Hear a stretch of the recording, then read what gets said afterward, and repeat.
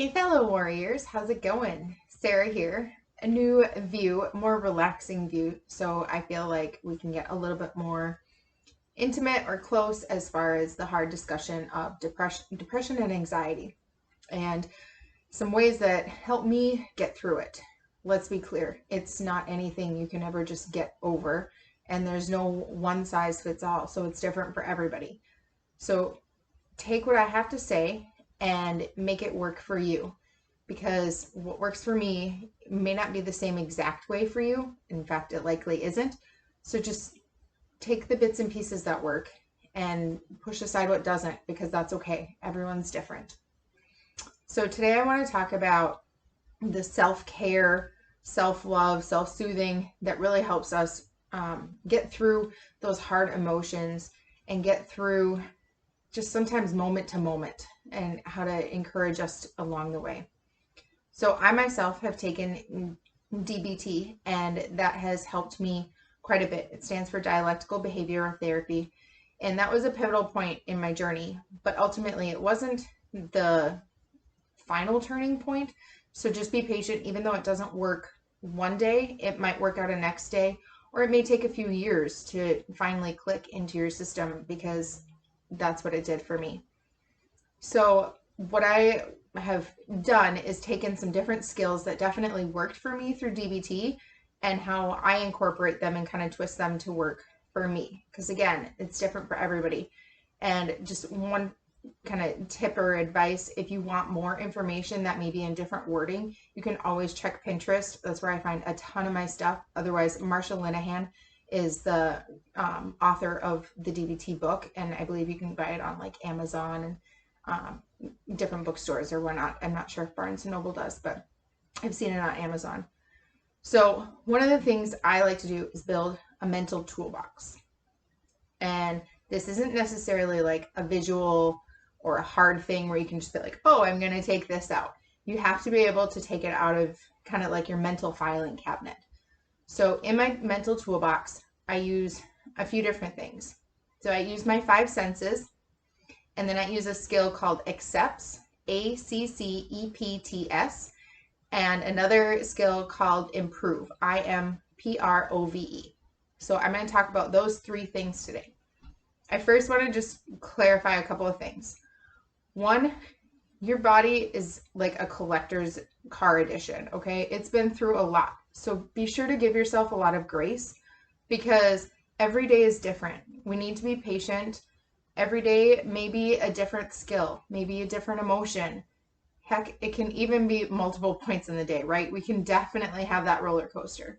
What I try to do with my skills, instead of having such highs and such lows, I try to kind of make it so it's like that, because I don't think we should ever just try to push away or bottle up our emotions. I don't feel that's beneficial to my body, or really to anybody's body. So going back, talk about the 5 senses. Okay, so we have our vision, our hearing, our smell, our taste, and our touch. So for vision, I am very much in love with nature and pictures. So for me, I like to enjoy taking pictures, so that way I can look back on them when I'm feeling kind of down, or I build albums on my phone. Another option is just getting outside to look around, whether it be during the day, or you can watch the sunset or rise. You can watch the stars at night. Just make it work for you, but find something that just excites your eyes. It's pleasing to see. And when you do that, you just kind of, oh, wow, you're just in awe. And that's kind of a really important thing to be able to have that sense of. Another one is hearing. So for me, I'm really big on what you put into your mind is what you're going to have for output. So I think it's really important to control what you're listening to. So I create playlists, whether it be on Spotify is what I use, but you can use really any platform out there. There's quite a bit nowadays. So I suggest playing that, but then titling what mood you're in. So I have like different playlists that will talk about like mood booster, which is kind of like my encouragement and uplifting. I have some for harmony, when I feel like whether it be the world around me or mentally inside of me is just out of whack, where I just don't feel balanced. So that's when I listen to harmony.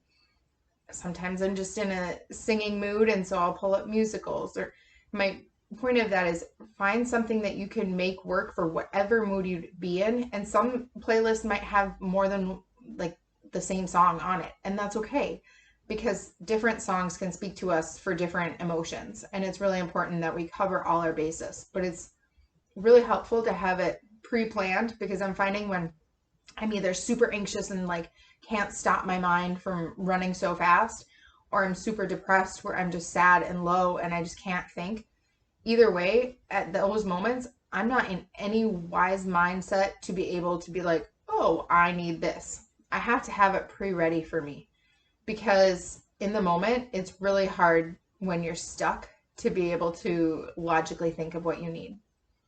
Another thing for hearing for me is birds. Again, nature. I love being outside. So if you are able to do that, or listening to like waterfalls, there's a lot of different like soundscapes on Insight Timer, is the meditation app I use. And that definitely helps with being able to listen to different binaural frequencies if you want to listen to that. And they have a ton of different soundscapes on there as far as what kind of nature you like to listen to. There is a whale one I listened to the other day, which was kind of interesting. But waves and oceans and rain, like rainfall, forest, whatever. There's seriously everything. There's something for everybody.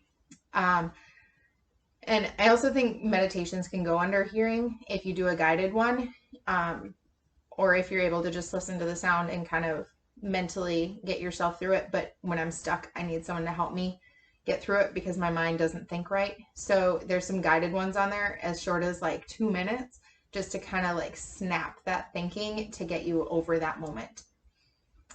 Smell, one of my favorites. I am a sucker for a good candle.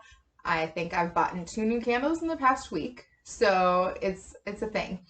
But there's also lots. I love to stop and smell flowers. You can put on like a good lotion or a perfume, anything to just kind of get that nose to waken up. You can even sometimes when I'm just kind of really feeling stuck, is I'll open up the coffee, whether it's a coffee can or a bag, what have you. Just getting that smell, it does something if you can get your nose to kind of wake up. Taste. So I love food. I would be really sad if I couldn't taste food. But the one thing about taste when you're in a stuck moment is to make sure that you're tasting mindfully. So a lot of times when we're sad, we'll definitely go grab the ice cream, the chips, not knocking that, because I do that myself from time to time. And that's just fine. But making sure that you taste it as it goes in. When I was back in DBT, active in treatment, I was a big Diet Coke drinker.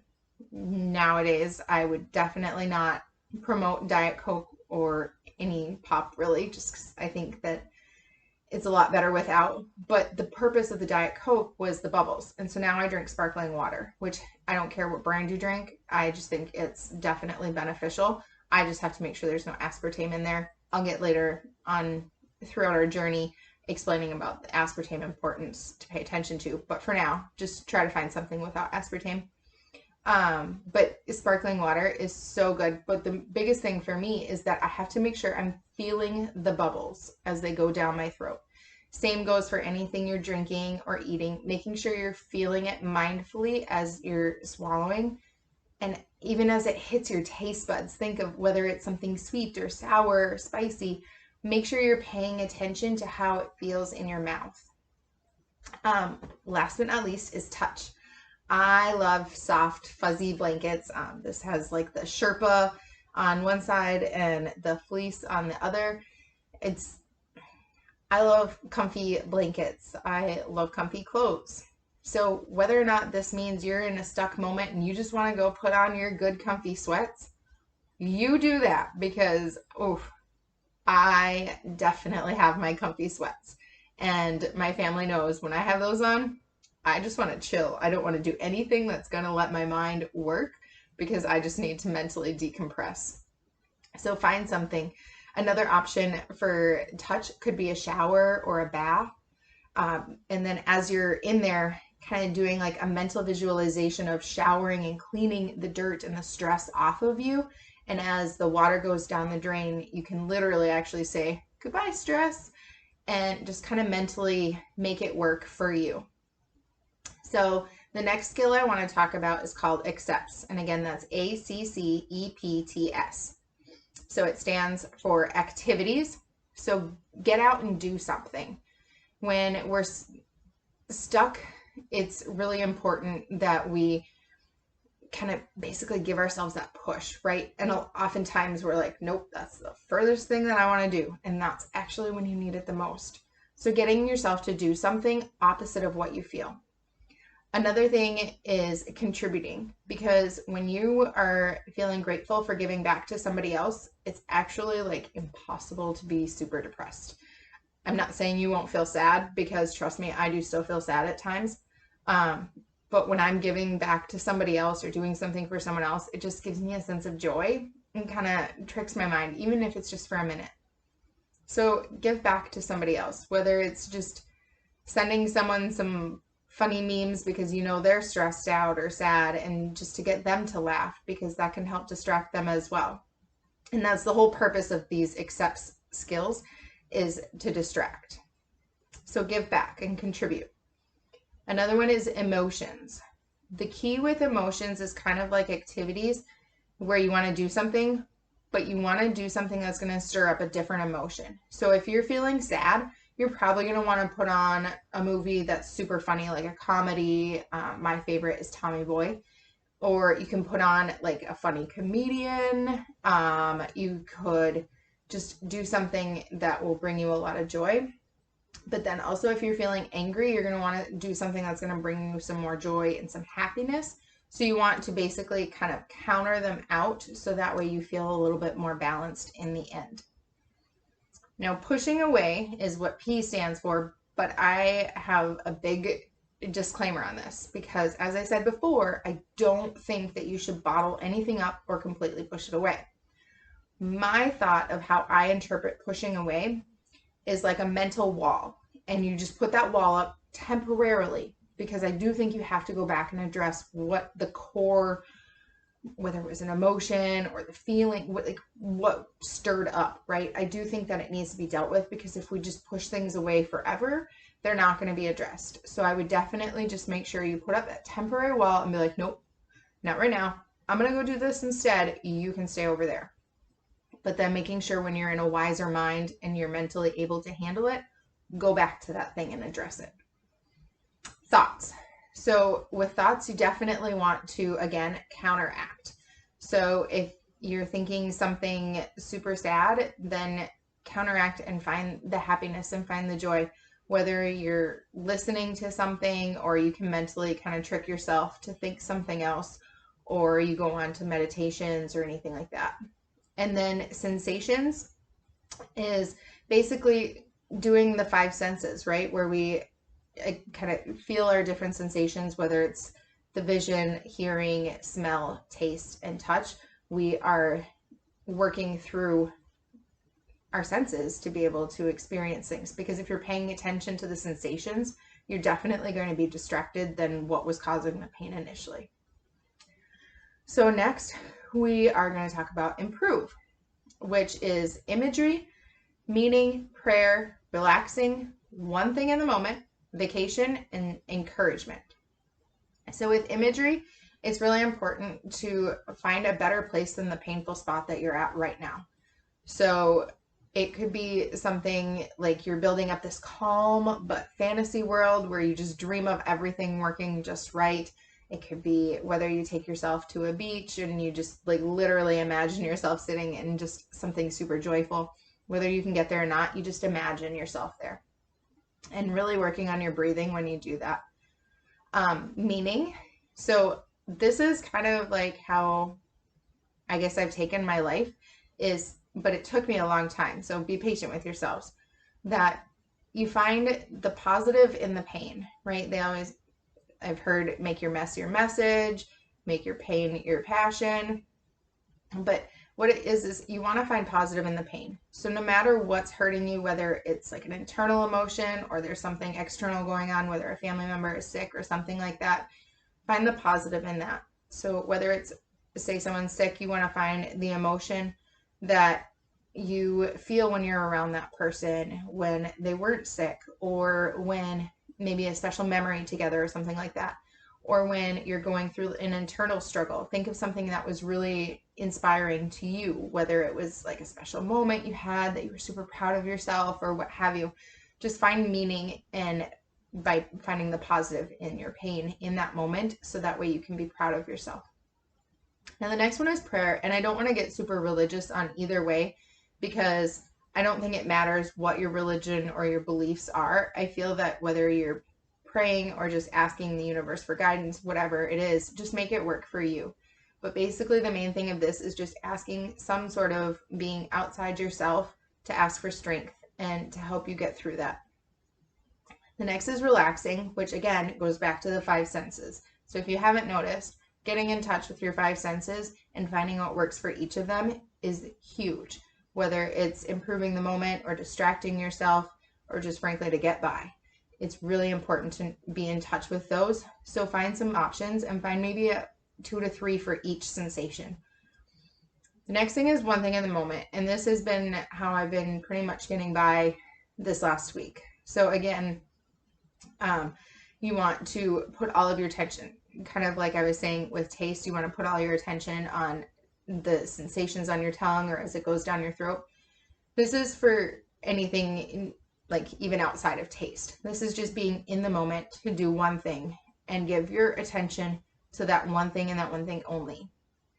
So I asked everyone for grace earlier in the week because this video didn't come out on time. I've had a lot of stuff going on, and without going into detail, because to me that doesn't really matter right now, the point of the matter is I needed to make sure when I did this correctly, and I was able to give everyone the attention that they needed and deserved, so I could put all my attention in this one moment. So yes, it was late, but I hope you can find that it was worth it, because I feel like it needed to happen correctly instead of my mind being clouded and kind of elsewhere, whatever else is going on. So whatever you're doing, find something and be in the moment. Whether you're going on a walk and you're just focusing on your feet hitting the pavement, or you're sitting just listening to surroundings, or even listening to your inner self, which can be super powerful. But just making sure that you're in that moment.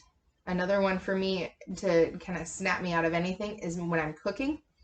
I make sure that I'm following what I'm doing step by step, because if you mess up when you're cooking, oof, that can definitely mess with things, and you want to be able to enjoy that labor of love of going through the recipe. The next one is vacation. Now, I don't necessarily think you need to go on a $1,000 trip by any means. I am all about making a vacation work for you. And so there's plenty of different like Earth Cam apps that you can like virtually travel to a bunch of different places, which can be really fun.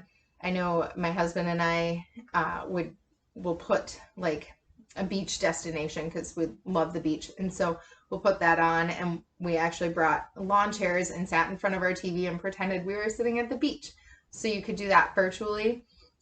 Turning off your phone when you're doing this, because I think a vacation from social media, interactions with anything, whether it be email or calling, whatever, I think is really helpful to just take that vacation and that break to just disconnect from technology for a little while. Another thing that I've heard that I've really grabbed onto is change your zip code. So I don't necessarily mean that you need to go stay overnight, but even like a day road trip where you can just go to another county or something and just look at the different scenery that they have to offer. That's been one of my favorite things to do, and it's kind of spontaneous, which is really good for just distracting your mind, because you're just like, hey, let's do this. So I think vacations are really helpful because they help you just kind of forget about what's going on right now. And the last one is self-encouragement, and the encouragement is like your cheerleading statements. So I can do this, I am strong, like whether you have a morning mantra or something that really helps you get through it. Another thing that really helps me is just saying, this too shall pass. because I've already accomplished 100% of my worst days that I've ever done. So if I can handle that, I can handle this. So that passed. So this too shall pass. So believe in yourselves, because I do think that it's really important that we cheerlead ourselves up. So whether you're looking in the mirror and you're like, hey, I look cute today. If that's too hard, I get it. Do something else. Say something in your mind, but get your mind to believe that you can do it. Mel Robbins does the high-fiving yourself in the mirror. I find that at first was kind of really silly, but I have found talking to myself in the mirror and building myself up is really actually a huge positivity build, because now I don't necessarily dread looking in the mirror as much. I can look in there and be like, hey girl, you got this.